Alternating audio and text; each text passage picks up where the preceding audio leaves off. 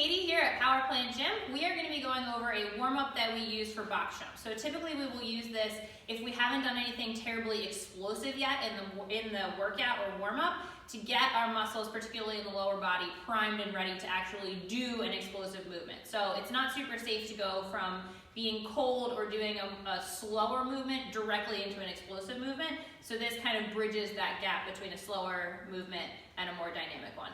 So we're going to ease our way into it. So Aaron's going to start by just doing a few light hops, almost like he's just jumping rope. So we're just starting to warm up his ankles, calves, general lower body. Then he's going to start to hop a little bit higher, add a little bit more bounce into it, being a little bit more explosive. All right, then go ahead and relax for a second.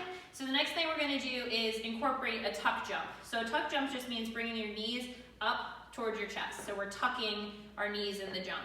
Ideally, we're going to start with a partial, so a smaller version of the tuck jump, and then get to a bigger version, eventually to get as high as jumping on a box.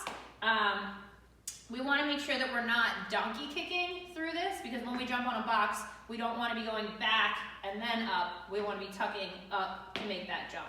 So Aaron's going to focus on that as he does these tuck jumps. So we're going to start with what we call like a half tuck jump. Go ahead and do a few. He's getting his feet up, knees nice and high. Go ahead and relax. And then we're going to get into a full tuck jump. So even higher on those knees tucking up. Let's do a few of these. And you can see now he's almost at the height of the box. So we're feeling pretty warmed up. We recommend 5 to 10 of each in order. And then making sure if you have anything else you need to do with your ankles, calves that you know for you in particular, need to be warmed up before doing explosive movement, that's what we would recommend. But this is going to be our warm-up for box jumps or any other explosive movement.